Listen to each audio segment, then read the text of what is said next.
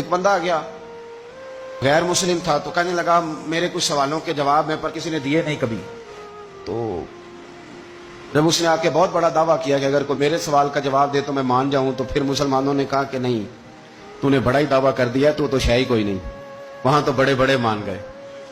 تو ہمارے ساتھ حضرت مولا علی شیر خدا کے پاس لے گئے تو اس نے بڑے بڑے مشکل سوال کیے. پہلی بات وہ کہنے لگا آپ مجھے دو ایسے دوست بتائیں جن میں کبھی لڑائی نہیں ہوئی. تو حضرت علی کہنے لگے تو بڑے دعوے کر رہا تھا کہ میں بڑے لمبے سوال پوچھوں گا.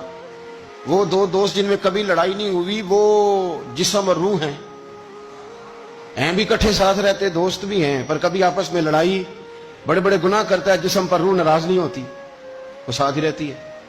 اس کی آنکھیں کھل گئی, اس کو تو کبھی جواب ہی نہیں ملا تھا. کہنے لگا اچھا وہ دو ایسے دوست پھر بتائیں جن میں کبھی صلح نہیں ہوئی. تو فرمایا وہ موت اور حیات ہیں. جب موت آتی ہے تو پھر زندگی باقی ان کی صلح نہیں ہو سکتی, اکٹھے رہ ہی نہیں سکتے.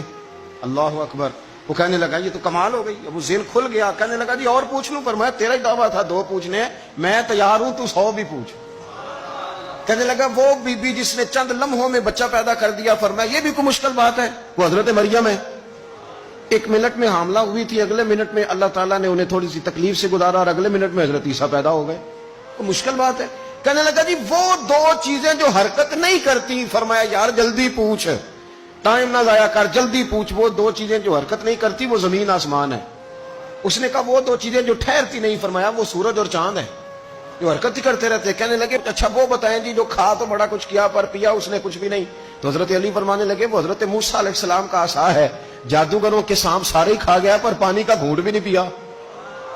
حد ہو گئی. وہ شخص کہتا ہے علی کے جواب نے, مولا علی شیر خدا کے جوابات نے میرے اندر ہیجان پیدا کر دیا. میں نے فوراً کہا بتائیں وہ شخص جو کوئی شے نہیں. تو حضرت علی کہنے لگے جو میرے نبی کا کلمہ نہ پڑھے وہ کوئی شے نہیں.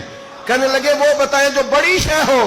فرمایا جو چاہے کہ اس کی عزت کعبے سے بھی زیادہ ہو جائے اور وہ بڑی شے بن جائے تو وہ محمد عربی کا کلمہ پڑھ جائے. کافر کوئی شے نہیں اور مومن ہے بڑی شے. اس نے ہاتھ آگے بڑھایا, کہنے لگا پھر پڑھائیے مجھے بھی کلمہ.